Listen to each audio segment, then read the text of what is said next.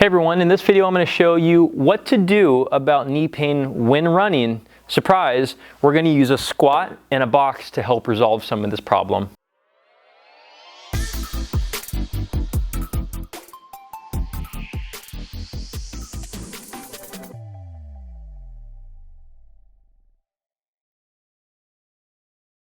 Hey everyone, my name is Sebastian at Performance Place Sports Care, part of the locally world famous chiropractors in Costa Mesa, California. Now, Chondromalacia Patella is the topic we're going to specifically cover today, and some of you may not know what that is, so I just want to make sure that you know that you're on the right video, so don't go anywhere. Chondromalacia Patella is what we're talking about is pain around, not on top of the kneecap, not inside, not below, not above, not behind. We're talking about under. Like it feels like you want to grab your kneecap, physically move it over, flip it, and then the pain is underneath it. That's why it's so hard to point to.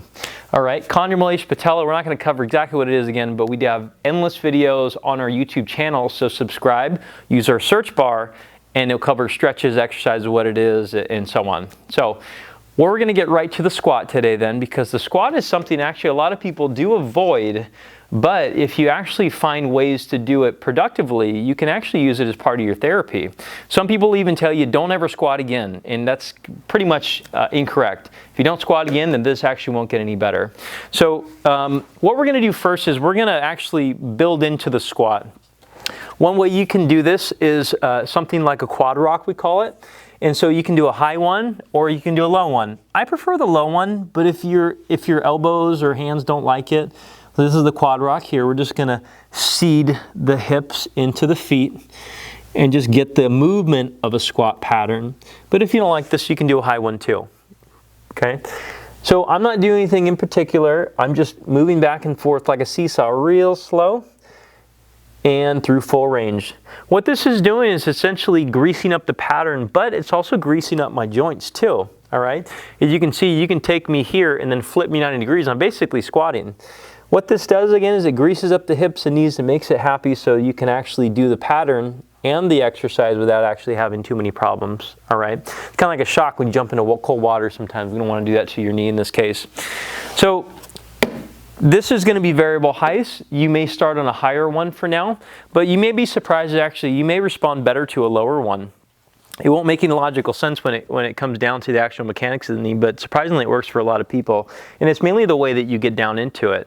Okay? So what I'm going to do is actually I'm going to use the floor to help me get into a position that actually doesn't hurt my knee in the front of the knee, as we mentioned. Now, if you have any knee pain with this, you obviously should not be doing this version. But if you go kind of like so, and you imagine like the box is made of glass, and you're using the floor to help you through the movement, you'd be surprised actually how painless it can be. And if you go through about 80% of your reps with having some painless movement, then usually you're set. Now, you may hear a little bit of what we call crepitus, which is the going on in the knee. That's usually okay.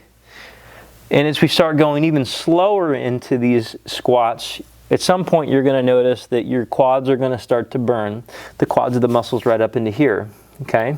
Now I know I got my hand right here. You can do, I'm not really using it, so you can put your hand wherever you want to, as long as one of them's on the ground like a linebacker.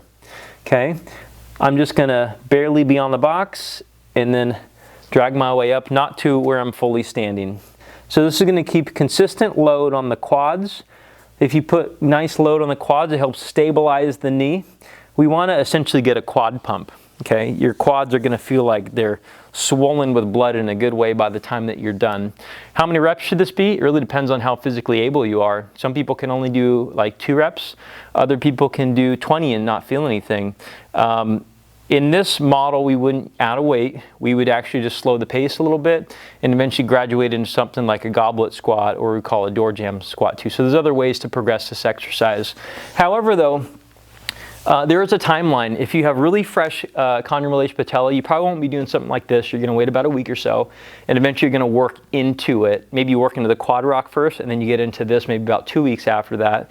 But generally, if you don't bend your knee again, you will not get it back. Like grandma was not wrong, you won't get it back.